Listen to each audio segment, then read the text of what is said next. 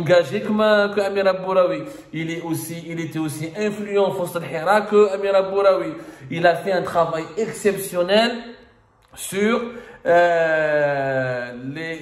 arrestations des activistes, les militants des droits de l'homme, les militants du Hirak, leur emprisonnement. C'est devenu, il avait fait un travail, il coordonnait de façon magnifique entre les familles des détenus politiques et les avocats.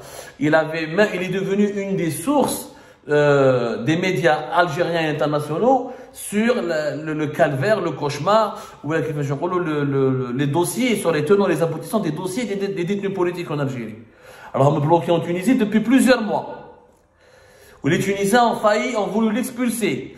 Ou Makadrouche, grâce à Human Rights Watch et le Haut Commissariat des réfugiés qui est intervenu pour lui donner le statut de réfugié. Malgré cela, il est menacé. Il risque d'être expulsé à n'importe quel moment. Il est réclamé par les autorités algériennes. Il vit dans une précarité impossible. Aïch meskin comme un chien. Marmi fi Tunis. Pourquoi? Parce qu'il n'a pas une nationalité ou d'autre. Il n'a pas la nationalité française, il n'a pas une nationalité européenne, il n'a pas la nationalité américaine. Donc là, on marmi.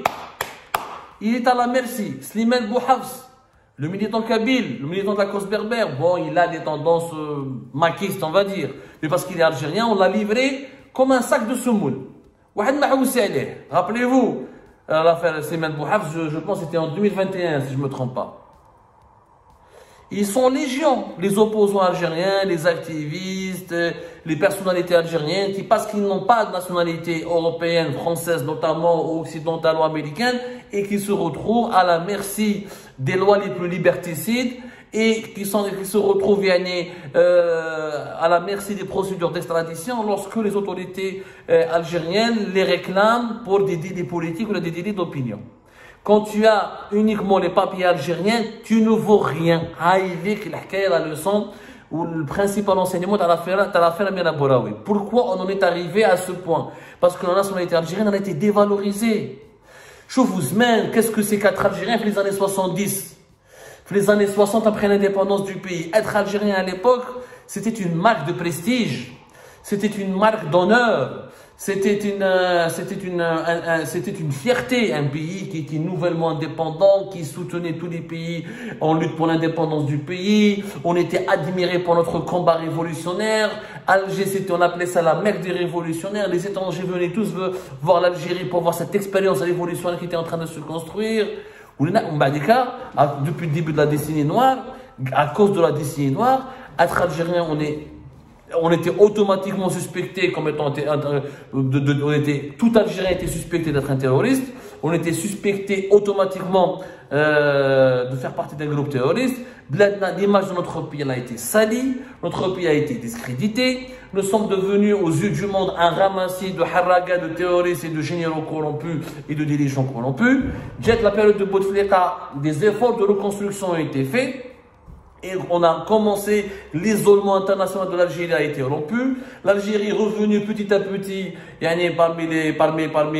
le club des grandes nations, dans le club des grandes nations, elle est revenue sur la place internationale, a retrouvé sa place sur la scène internationale. On a commencé à améliorer un petit peu notre image. Le passeport algérien s'est un petit peu amélioré. Même avec la crise politique de 2019, l'État s'est effondré. Au lieu de la nouvelle Algérie a dit, on ne vaut rien. Je vous le passeport, le classement du passeport algérien 2022, vous allez voir. Le passeport algérien ne vaut pas plus que le passeport du Mali, de la Guinée, là, du Togo. Des pays pauvres, parmi les plus pauvres de la planète, parmi les plus arriérés de la planète. Le passeport tunisien, marocain et de plusieurs autres pays arabes est meilleur que nous, est meilleur que le passeport algérien. Alors que l'Algérie a une histoire plus glorieuse que le Maroc et la Tunisie, a un prestige international de par son histoire, de par sa lutte contre le colonialisme, de par sa participation au mouvement des non-alignés, de par sa participation pour le soutien à la cause palestinienne, de par sa contribution à la libération de plusieurs pays africains. On avait une image internationale nettement plus rayonnante que beaucoup de pays africains et arabes. C'est ça ce qui fait mal au cœur. Et les Tunisiens, j'avertis tous nos confrères et nos consoeurs tunisiennes. Il faut organiser une campagne de boycott de la Tunisie. La Tunisie n'a plus aucune souveraineté. Elle est devenue une wilaya algérienne. La manière avec laquelle Amir Abouraoui a été traité, comment elle a été arrêtée, comment elle a été kidnappée, enlevée en pleine rue, comment elle allait être extradée aussi rapidement, si ce n'est l'intervention s'il n'y avait pas l'intervention des autorités françaises consulaires et de la diplomatie française, cela prouve que la Tunisie n'est qu'une annexe du régime algérien. Il n'y a ni révolution des démocraties, ni révolution des jasmins. Et bien, la Tunisie, on en parlera demain. Moi, je vais lancer un appel au boycott. Il faut boycotter la Tunisie. Tous les produits qui viennent de Tunisie, il faut les boycotter. La Tunisie est aujourd'hui complice avec les crimes du pouvoir algérien. Et les Tunisiennes et les Tunisiens doivent comprendre qu'en restant silencieux face à Kais Saïed, ils se montrent complices, qu'un jour ou l'autre, en Algérie, il va y avoir un changement. Et que le futur régime algérien qui aura davantage, qui aura une plus forte légitimité populaire, n'hésitera pas à se rappeler des complicités des autorités tunisiennes dans les traitements inhumains infligés aux opposants algériens lors de l'époque du régime de Tebboune. Il va y avoir une révision profonde de nos relations avec la Tunisie. Maintenant, il faut trouver une solution. Il est urgent que les Algériens qui sont à l'étranger et qui sont binationaux et qui sont d'autres nationalités que la nationalité algérienne, il faut qu'ils s'unissent, il faut qu'ils militent pour créer une nouvelle Algérie. Nous devons créer une Algérie virtuelle, une nouvelle Algérie, même si elle est virtuelle, ce n'est pas la véritable Algérie, mais il faut qu'on crée à l'étranger une nouvelle Algérie à travers des associations, des lobbies, des fondations, pour qu'on puisse venir en aide aux mahgourines, aux détenus politiques, aux militants des droits de l'homme victimes de la répression, aux journalistes victimes de la répression et de la persécution. Il faut qu'on constitue des associations, des fondations et des lobbies qui activent au niveau de l'Occident, au niveau des grands pays, pour multiplier les pressions sur les autorités algériennes afin que les opposants, les activistes, afin que les droits de l'homme soient respectés, promus ou défendus et que les libertés fondamentales soient préservées. Parce que l'Algérie, cirque. Plus aucune liberté n'est tolérée, plus aucune action, plus aucune démarche qui relève des libertés fondamentales, que ce soit la liberté d'expression, la liberté de manifester, la liberté de réclamer un changement politique dans son pays, la liberté de débattre, la liberté de contredire. Plus aucune de ces libertés n'est respectée en ce moment. L'Algérie est devenue une prison à ciel ouvert. Et à ce rythme-là, les 46 millions d'Algériens vont devenir tous des détenus politiques.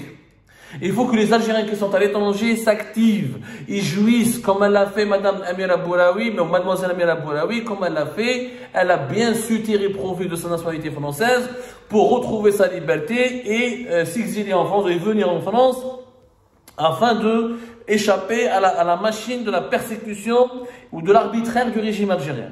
Il faut que tous les autres Algériens qui soient binationaux ou la simple résidents à l'étranger, ils profitent de ce climat de liberté qu'il y a à leur disposition. Bien sûr, dans aucun pays, les libertés sont absolues, toutes les libertés sont partout relatives, mais elles sont beaucoup plus élargies et beaucoup plus importantes que les libertés superficielles et virtuelles qui restent en ce moment dans notre chère Algérie. Il faut qu'on en profite pour constituer des véritables... L'image de notre pays, elle doit être restaurée. Le prestige de notre pays doit être restauré. Il ne peut pas compter sur le régime actuel. Ce n'est pas avec les vieillards, les dirigeants actuels qui ne veulent que juste emprisonner, incarcérer, faire taire, réprimer.